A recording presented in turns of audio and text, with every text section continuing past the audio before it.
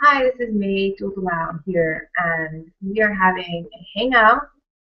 This is May Dodolau. We're having a hangout on the book The Value Factor by John DeMartini. I'm dropping things. It's the first time I've done it as a hangout, and I'm actually simultaneously doing it on the phone, and I hung up on myself, so I gotta call myself again. So bear with me just a sec while I figure this part out. I'm coming. Hold on. What's happening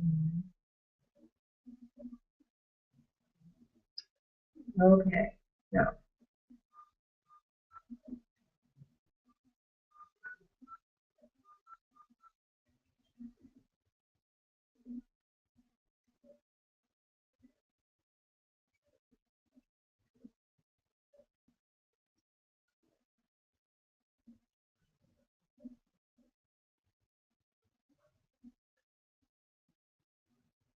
Chapter number dialed again and then good. that's it. Interesting. 7, 1, 2, 4, 3, 2, 1, 1, 2.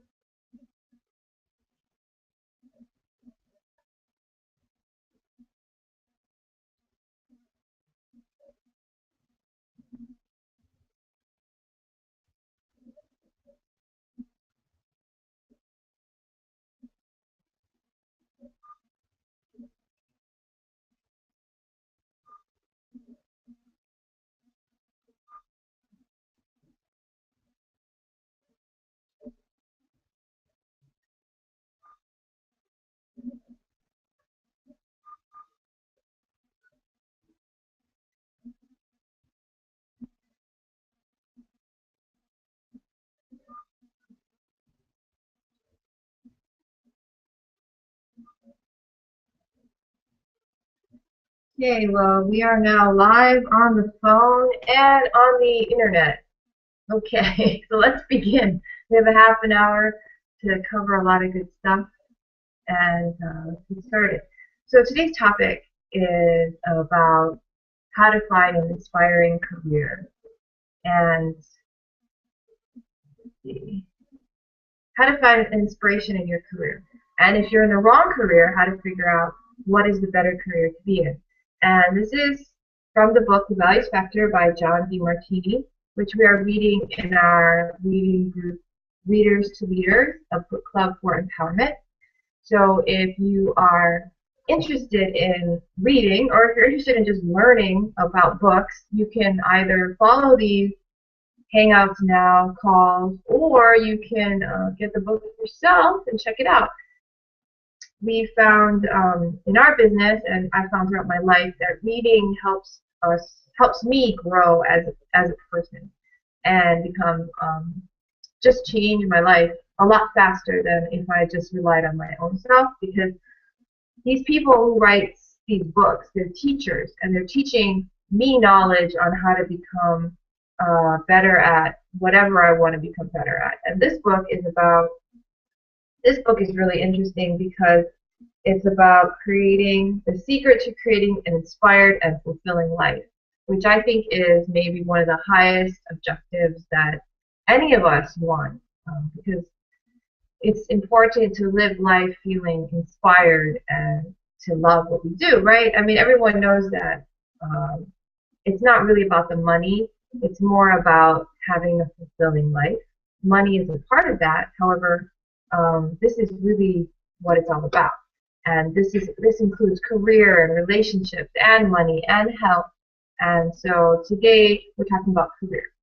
And if you want to catch replays, before today I didn't do any hangouts. It was all on the phone. So you can always catch replays by dialing in to the replay number for the telecom here.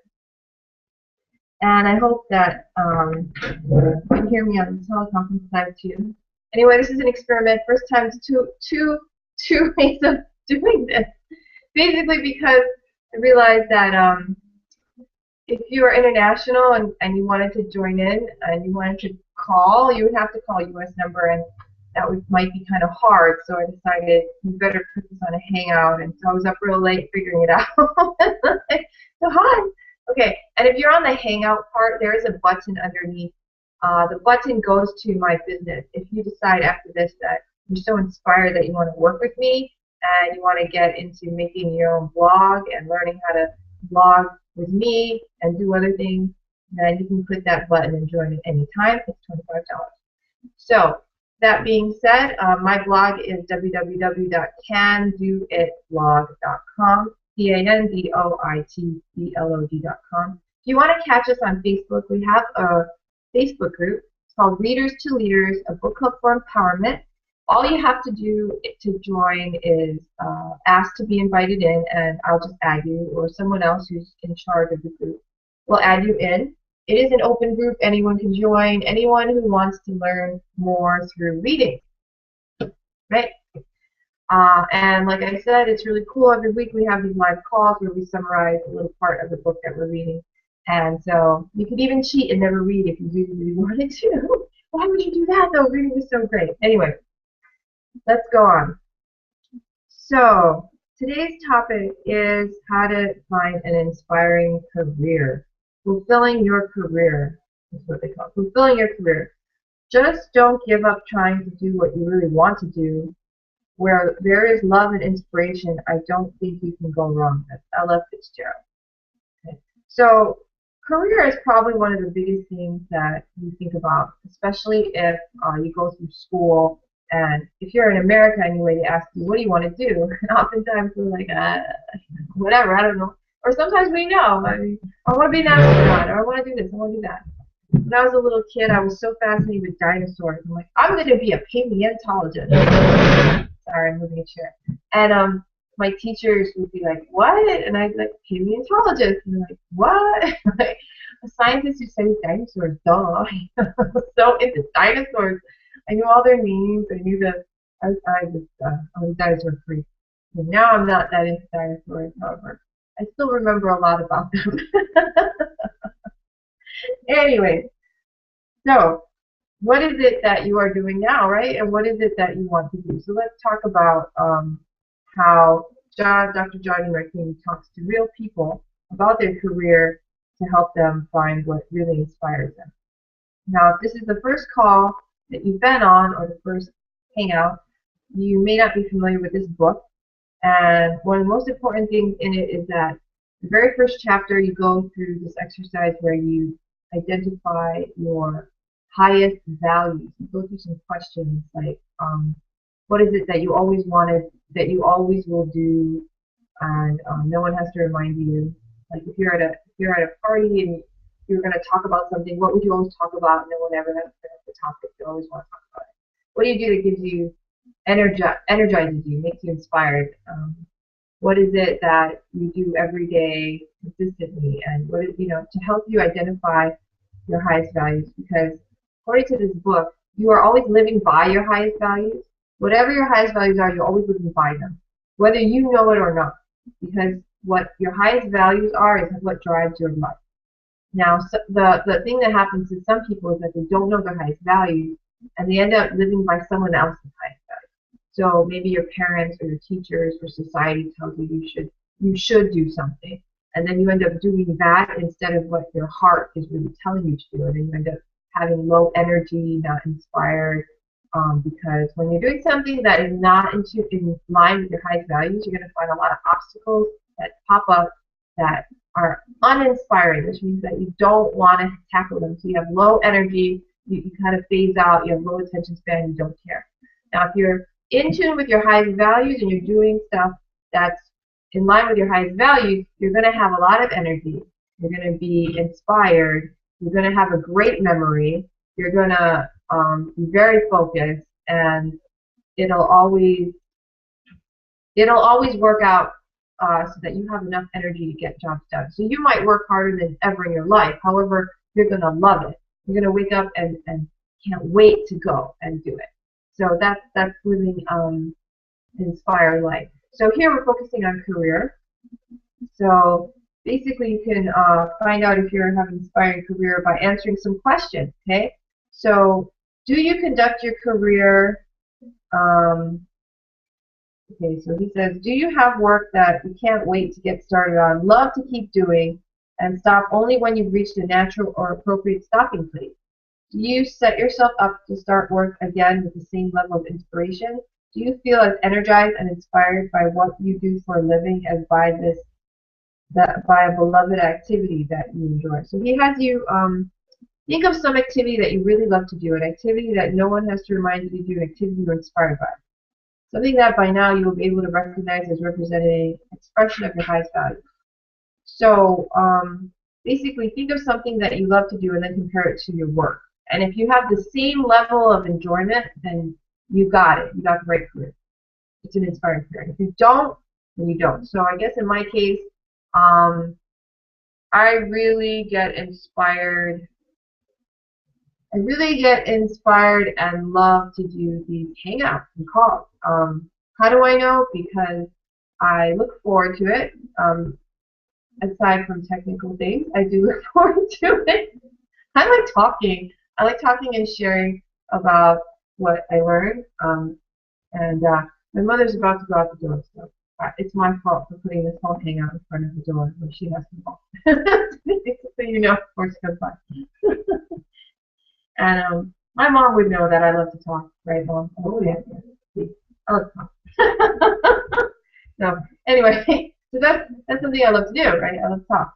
I love to talk about what I learn about and read about, and I love to talk about stuff that some people don't really love to talk about. Like I love to watch this past week I've been watching Wayne Dyer. You know, he's like 70-something guy. He talks kind of low key and talks about things like you know, higher phases of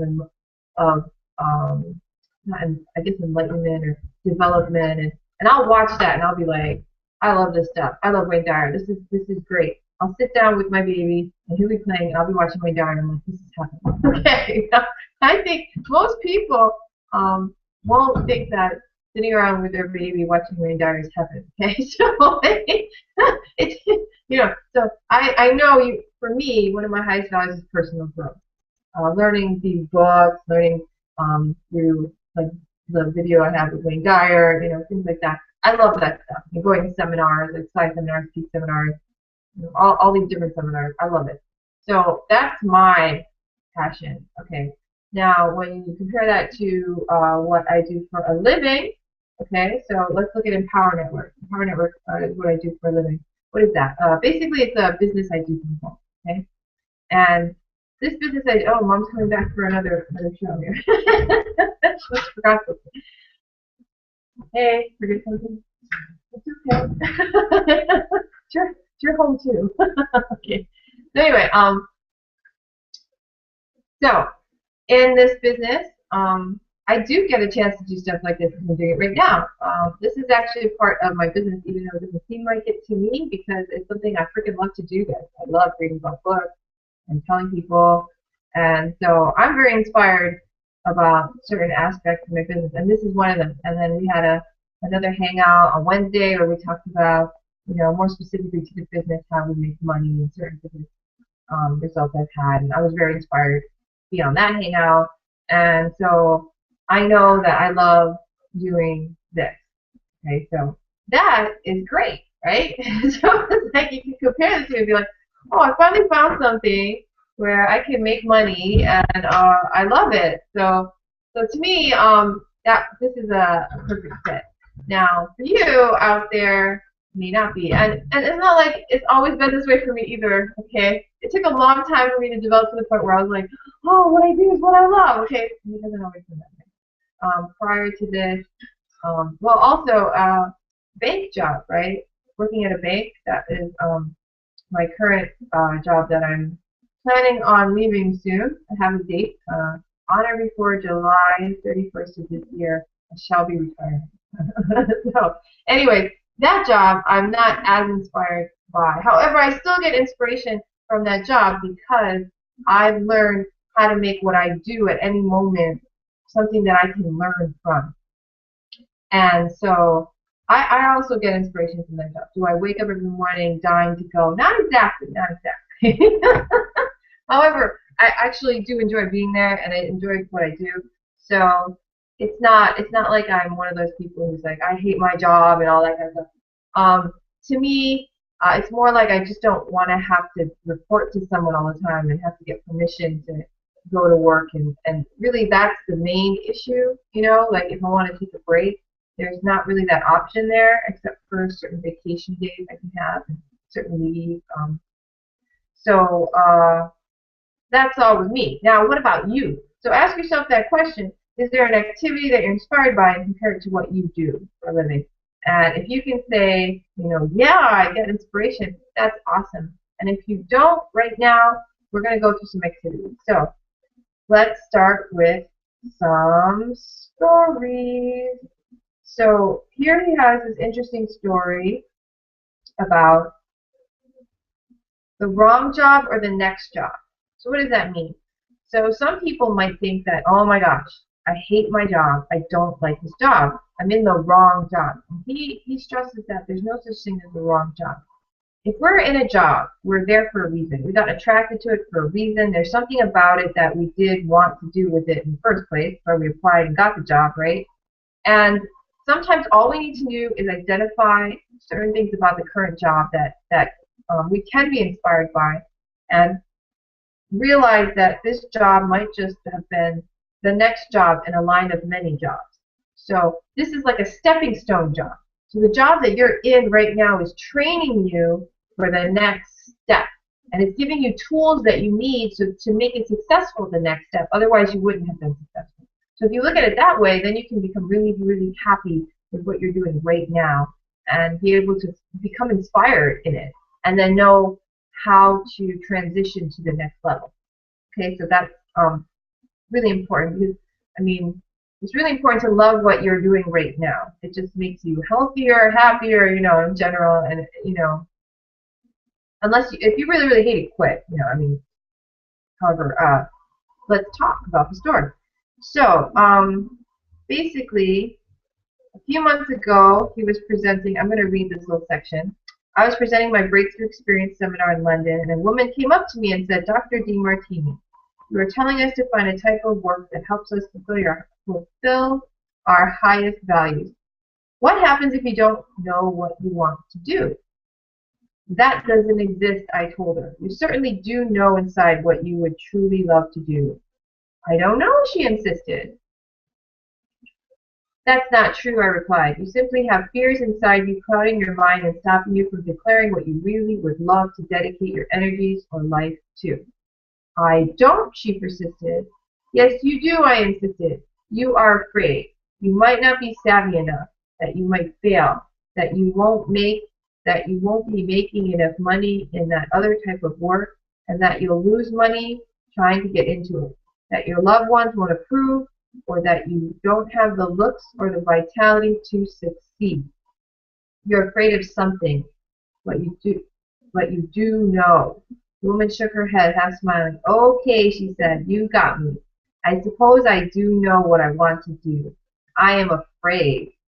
So what is it you know that you would love to do? I asked her. I want to do something to educate children, she said, but I don't know how to make enough money to do it, and I'm not qualified. Wait a minute, I said. The truth is that you do know. So you can first acknowledge that. Yeah, I suppose I do, she admitted. So, if you don't have the degree that you think you need, do you have any reason not to go and gradually work toward acquiring such a degree at the same time that you are starting your desired career? I said. Or, as an alternative approach, could you ask yourself how not having such a degree could actually be to your advantage? If you kept asking that second question, you could possibly turn your lack of a degree from something you perceive as a drawback to something you present as part of your unique perspective and contribution. I myself don't have degrees in all sorts of fields, but I have studied and learned and educated myself, and I go and work in different fields all the time. You don't have to let anything stop you. So this woman and I spoke for quite a while. Her immediate concern was that her job as an advisor in a financial planning firm had nothing to do with childhood education, and that she herself had no credentials in that field. Wanted her to see that she was in exactly the right job for getting her to the next step. So I simply began asking, how is the job you're in now going to help you get to the next step and help you fulfill your dream of working with childhood education? It turned out that she had quite a bit to say in response to that question. She told me that she was making enough money in her current job to afford to take time off and get a degree in early childhood education. She was learning skills at her current job that actually would help her work with children. She was learning the necessary business skills and people management skills needed to run the educational program she desired to found. She was making some important contacts that would assist her along the way. These were only some of the connections she identified between her current job position and the one she desired to pursue. And I encouraged her to identify more and more connections and simply kept asking, how is the job you're in now going to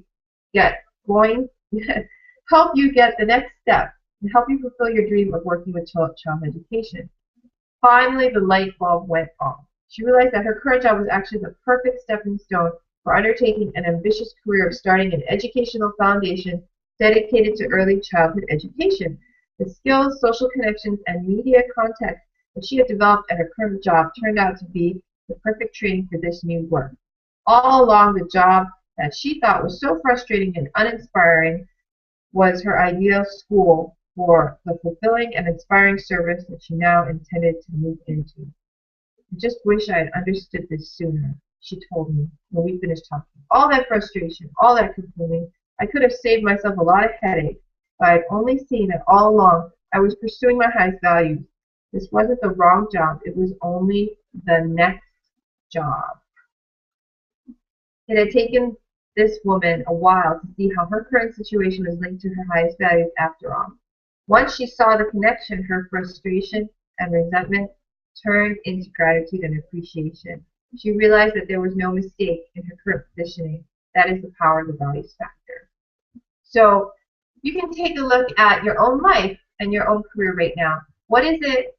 So let's say that you did the question, you compared your activity that you love to do and you compared it to your current career and job, and you found there was a disconnect. So what you love to do a lot, maybe you love to surf, and your current job doesn't make you feel good at all, not like surfing does. So maybe you realize that. So instead of being upset and sad that you're in a job or a career that you don't love right now, he's saying identify what you really, really want to do deep down in your heart, and keep asking yourself until you admit to yourself what you really want to do, because a lot of us don't admit it because we're afraid, right? I mean, look at me.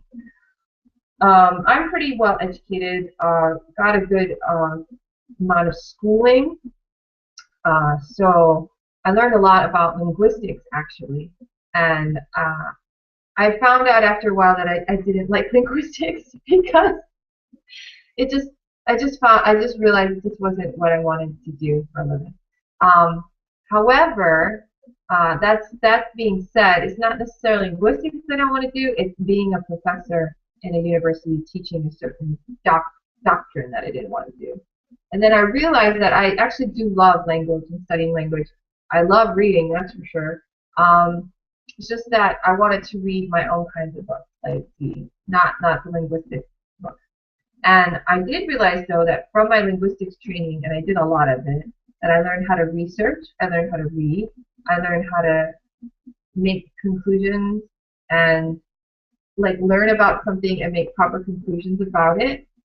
And I learned about how to think in a way that you don't make assumptions as much. You actually keep an open mind and look for what may or may not be the cause of things, and also realize that you may never know if there are too many factors involved. So I learned a lot about that. I learned a lot of technical skills, computer skills, and a lot of this helped me now with this current stuff that I'm doing here on the internet, right? So I do know I'm comfortable with computers, though I'm not a genius with it. I'm comfortable with computers, and I understand how to communicate by writing and by speaking, and I'm humble enough to be able to learn more. So, because you never know everything that you need to know. So moving on, I want to give you great value in a half an hour's time, so we're going to move on. So some people get into this rut where they're afraid that they're not qualified, or the thing that they really want to do, they don't think that they should get paid for it because they think they love it so much that why should someone pay them for it? You know, say you really love surfing and you're like, how would I get paid to surf? You know, it doesn't make sense. I do it for free. So he has some things you can do to help you get over that. So when people, so he had another man who he helped who found out he was in real estate, and what he really wanted to do was speak and get paid for a living because he loved personal development and he wanted to educate other people and learn how to do that. So here it talks about how what he did was he helped this man. He gave him a one-on-one session, and one of his biggest challenges is he had anxiety for charging people to hear him speak. So when we have to go through, he said, when we had to go through my method of identifying, okay, so what happened was the guy's like, he's in real estate, however, what he really, really wants to do is speak about personal development topics, you know, and he doesn't feel comfortable. He's kind of scared to charge people money to hear him speak because he doesn't feel important enough or like he has enough to say or whatever. So what they do is we do this exercise. Now, what is the exercise?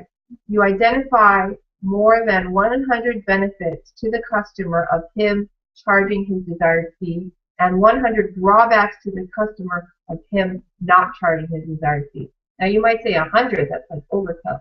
And the truth is it kind of is, and the reason it is because you have to think of 100 reasons and write them down because what you're doing is you're changing the way you think. Because right now you're blocked to any reason because you haven't really thought about it. So if you sit down and you identify, okay, I'm going to speak and I'm going to charge people $250 to have a seat to hear me speak for a 2-day or a 1-day seminar experience, maybe, whatever. Or I'm going to charge $999 for a 1-week thing, or I'm going to charge $50 for a 1-hour, or whatever it is, whatever the fee you decide to charge. Then you have to figure out what are 100 benefits of me charging that fee. Okay, well, if I charge the fee, people will probably show up and take it more seriously because when you pay money, you tend to take things more seriously, and then it'll actually have a better benefit to them if they hadn't charged the money. It will also create a more respectful atmosphere to me because they'll know that I'm worth this time that they pay, and going on and on for 100 times. And after you've done that, you're like, oh, wow, it's really important that I do charge money. And then 100 drawbacks for not charging the fee. Oh, so if I don't charge the fee, they won't get as much value from the seminar. If I don't charge the fee, I'll have people who come in who aren't serious, who might disrupt the session for people who are serious. And so you go on and on and on, and then you're like, oh my gosh, it's so important that I do charge this fee that I want to charge. And then you have the confidence to do that, and you'll find a way. So that's the process. So it's not that hard. It's just that you have to do it. And to me, the hardest part of the processes in here is only just sitting down and doing it. It's not actually difficult. It just takes some time. You have to identify what it is that you really want and then write 100 benefits. And you can go up to 200. A lot of times you have 200. Sometimes you can just do 20.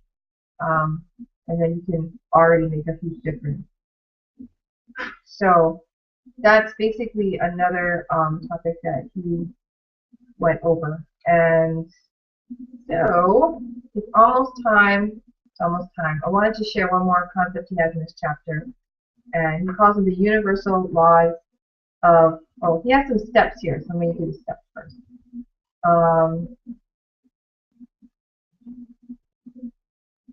So the way to maintain a sustained focus is to let go of every task that does not inspire you so that you devote all your time and energy to tasks that do inspire you. The tasks that are on top of your list rather than down toward the bottom, or as I put it, the ABCs, not the XYZ. So this is interesting. Basically says do what inspires you the most and do that first every day. And make sure that you prioritize it, and that's what you're doing. Because if you fill your day with inspiring tasks, you're going to find that the non-inspiring things won't come into your life, or they'll disappear, or you won't have to deal with them. So if you don't fill your time with inspiring things, uninspiring challenges will come up. So say an inspiring challenge might be to call certain people, mentors in this field of reading, and see if they'll come on an interview in one of these hangouts. That might be inspiring. And if I didn't do that task and I didn't schedule any other tasks like reading my books, then something uninspiring would pop up, like maybe my computer might, malfunction and I have to get it fixed. And that's not an inspiring task. However, that might happen. So that's what he's saying. And he's saying there's actually a law to that. If you don't fill up your day with inspiring tasks, it's going to fill up with uninspiring ones. Because there's some law where work will expand to fill the time allotted. So if it's not inspiring work, it'll be uninspiring work, which I've never heard before. However, that was kind of an interesting concept. So you can test that one out.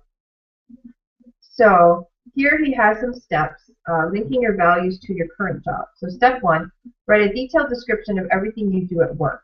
Break down your work into separate tasks or responsibilities, and list each abbreviated responsibility in the far left column A and the form that follows. Make sure that every part of your job is included in the description. So he has this nice chart here that he's talking about. I don't know if you can see that. So column A is job responsibility. Step 2, list your company's mission or vision statement. If your company does not have a formal mission or vision statement, create one. Write a few sentences that summarize the most important values and goals of your company. Then write out an abbreviated form of your company's mission or vision statement in the far left column E of the form that follows. For example, Microsoft's mission statement is to enable people and business throughout the world to realize their full potential. We work to achieve our mission through technology that transforms the way people work, play, and communicate. Walmart's mission statement is to lower the world's cost of living. Step 3, check the exercise you completed in Chapter 2 and recall your 3 highest values. List them in middle column C in the form that follows, 3 highest values or purpose. Step 4, link your job description to your 3 highest values. For every duty, task, or responsibility within your job description, write 10 to 30 ways that performing that task will help you fulfill your 3 highest values, your purpose. Write these abbreviated answers in column B of the form that follows. Ask yourself, how specifically will fulfilling my individual job responsibility help me to fulfill my 3 highest values and purpose? Answer this question 10 to 30 times in column B for each responsibility. Step 5, link your company's mission or vision statement to your 3 highest values. Ask yourself, how specifically will fulfilling my company's mission, vision, help me fulfill my 3 highest values and purpose? And answer this question 10 to 30 times in column B. So that's the exercise I'm going to leave you with. I'm going to run through it super quick with my business, just to show you an example. You can do it with your job. So a detailed description of all the tasks. So one of the tasks that I do in my job is I set up the Hangout. I make web pages to host the Hangout. I made this conference call number. I called in and I'm talking on it. And these are different tasks that I have to do. I read this book. That's another task. So the company's mission statement is to empower people, empower the common person so that they can live the life of their dreams. That's a mission statement for my company. Check the exercise you completed in Chapter 2 to recall your 3 highest values. So my 3 highest values are number 1, family, and number 2 is health, and number 3 is personal development, personal growth. And then step 4, link your job description to your 3 highest values. For every duty, task, or responsibility in your job description, write 10 to 30 ways of performing the task to fulfill your 3 highest values. Okay, so I'm not going to do all of them because of time, however. Let's do one. Okay, so setting up Google Hangout. That was one of my tasks. So learning how to make this Hangout. Learning how to make this Hangout is connected to family, because if I make these Hangouts and I get online and share a vision, I can make money for my family. I can also make, number 2, I can find other inspired people who can become part of our family and also inspire us, so I can connect with people, like-minded people. Number 3, I can find a way to communicate with people on the internet and that's free, so that people can do this, and then later I can teach people, which benefits my family because I will continue to give value to the community and thus be compensated handsomely for my time.